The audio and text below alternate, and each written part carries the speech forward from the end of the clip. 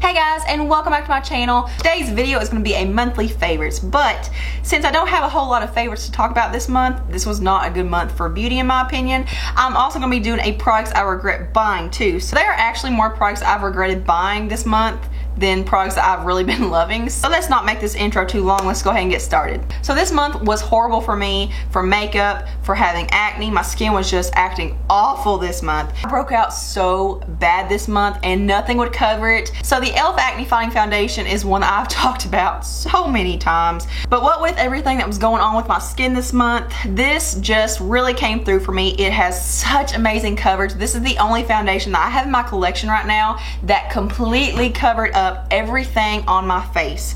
And I had extremely irritated active breakouts, very red, very textured. It was so bad. But this is just such a good foundation. Stays on all day long, such a nice creamy formula. Another foundation that really came through for me this month was this NYX Total Control Drop Foundation. I actually just, I can't talk.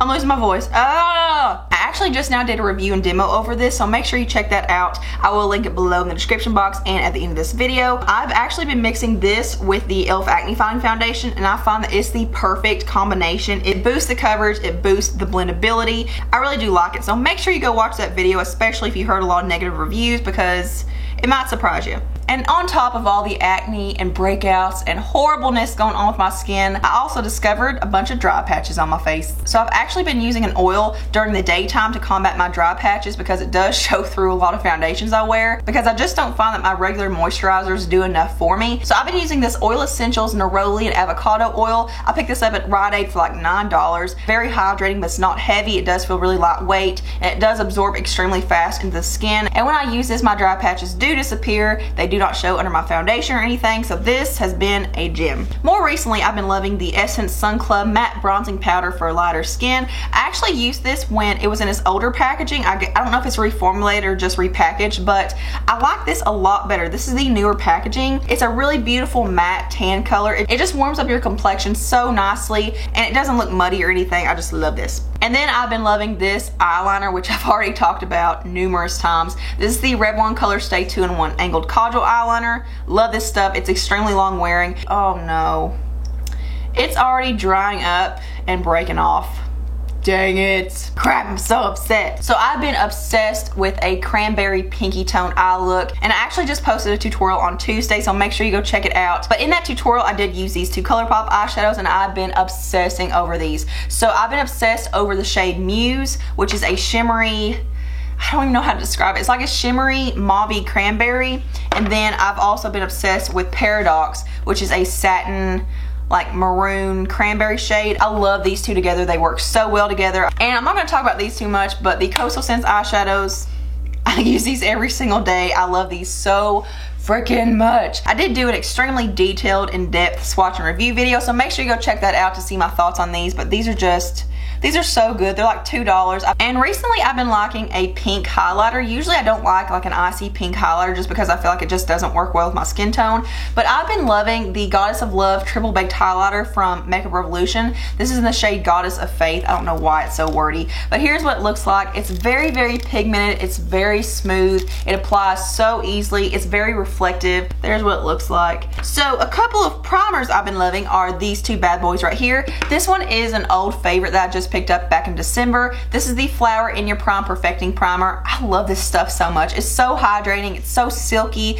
It provides an amazing base for foundation and makeup. It's so good. When you first squeeze it out, it looks like a silicone based primer. It's just clear, but it doesn't feel silicone-y at all. It feels super smooth. It actually feels like a gel moisturizer. I love it so much. And then this one is one that I've been enjoying more recently. This is the Catrice Prime and Fine Beautifying Primer. And this is like a pink tone primer. It kind of looks like Pepto-Bismol in a way, but it just gives your skin such a beautiful luminosity and like radiance. And it does shine through most foundations, I find. It kind of blurs over your skin. It just makes you look really I don't know, just illuminated. I love this stuff. And then a couple of lip products I've been loving are the new Maybelline Intimate Matte Lipsticks. So I've been loving the shades 540 Peach Buff and 565 Almond Rose.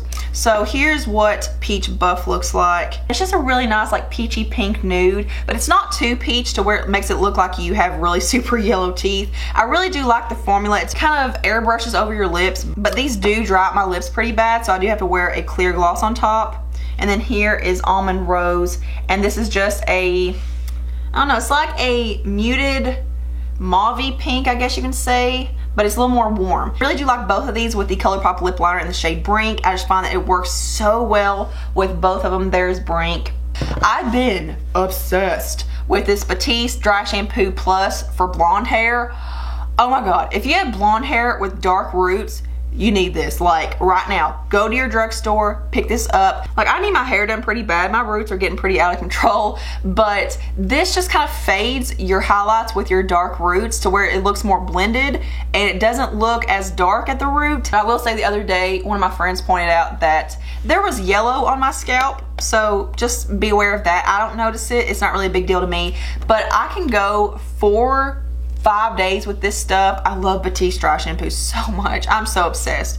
Now, let's move on to some products that I regret buying. So the first product I regret buying is this right here. This is the L'Oreal Infallible Total Cover Foundation. I do not like this foundation at all. I did a full-on review demo over it. I told you guys I would update you, so here's the update. First of all, the shade 302 Creamy Natural was not a good shade. So I got the shade 303 Nude Beige because it looks a little bit warmer, and this does work better on my skin. So if you are closer to my skin tone, down here, this doesn't really match. If you're closer to my skin tone, this would probably work for you, but I don't like this. The coverage just kind of sucks. I love how it wears though. It wears so amazingly. This is probably one of the longest wearing foundations. The coverage is like a medium coverage, but it's like a really low medium. I like a full coverage, and this just doesn't give me that. If you don't have a whole lot to cover up though, I could see this working out for you pretty well, but it just didn't work out for me. And I've been eyeballing the NYX Pro Foundation Mixers for a long time, and I finally picked them up. I had the shade White, and I also picked up the shade Warmth, but I already took it back because that shade was a straight up orange. It was not for me. I was really hoping I'd be able to use the Warmth shade to like warm up my foundations that are a little more cool toned,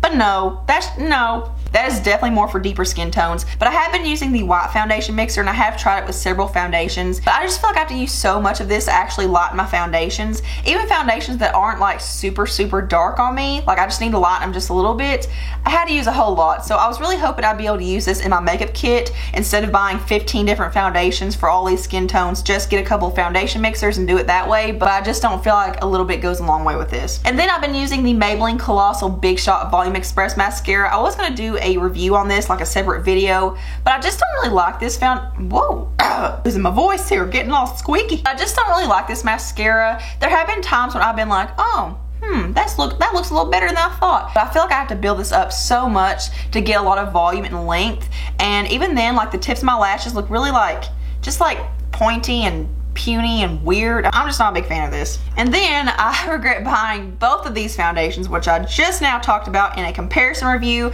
The Maybelline Dream Cushion Foundation and the L'Oreal Lumi Cushion.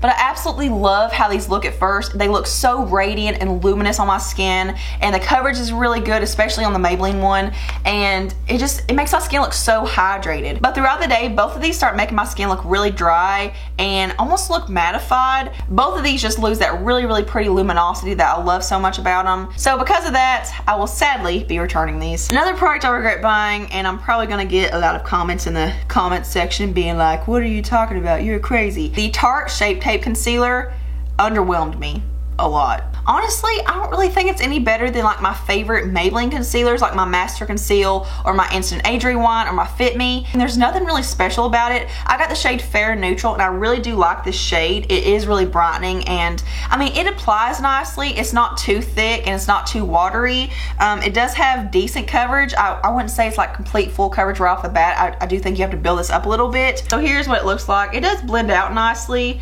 It's a little bit thicker, but I mean, I don't think it does anything super spectacular, and I have had people comment to me being like, you need to do it this way and apply it this way and use that tool, and it's like, girl, I've done everything. But I feel like the biggest problem in the beauty community is you have these really big influencers that really get your expectations set high and then you try something and then it's just like, what? The Ulta HD Soft Focus Liquid Foundation, I'm actually wearing it on my skin right now and it does look really good, but I actually just did a try on makeup haul using this, so I'm not gonna get too in depth with it, but make sure you go watch that video because you will figure out why, as good as it looks right now, I don't like it. The Rimmel Match Perfection Foundation is just really weird.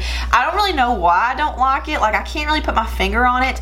I actually got this to try in a Dupe Done or Better, but this is just a really weird, thick smelling foundation. It smells so heavily fragranced.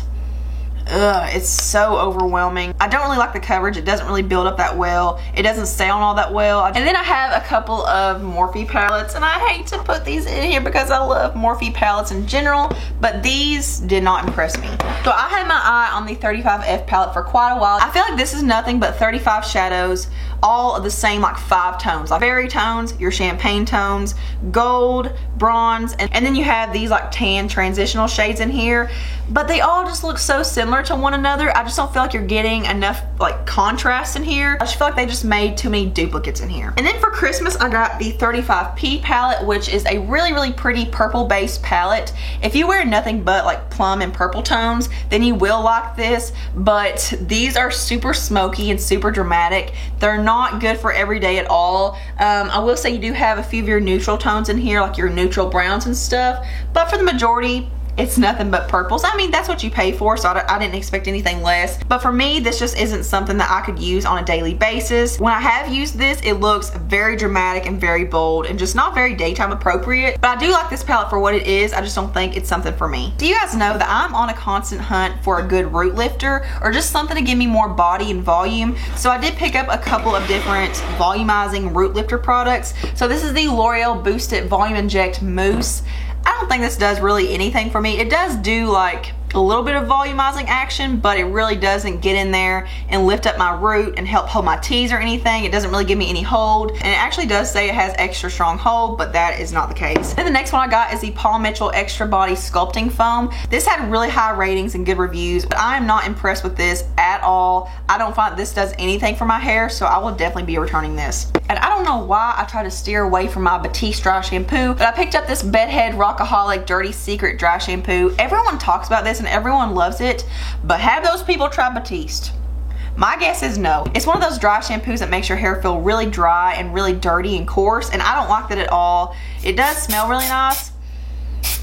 It does smell kind of citrusy or kind of orangey or something. Yeah, I guess it kind of smells orangey, and I mean, it does absorb the oil in my hair, but I don't like the way it makes it feel, and it doesn't even come close to my Batiste. And then this last product is something that I've really tried to love, the Kenra 25 Volume Hairspray. I don't feel like this is nearly as good as my Aussie Instant Freeze as far as hold goes, and everyone talks about how good the hold is, but it doesn't weigh down your hair, and it kind of gives you some movement and body too, but I don't find that it does that very well. This does not hold up throughout the day on my hair. It makes my hair fall limp, especially my T's, and that's one of my biggest complaints. I want a hairspray that will hold my T's in place all day.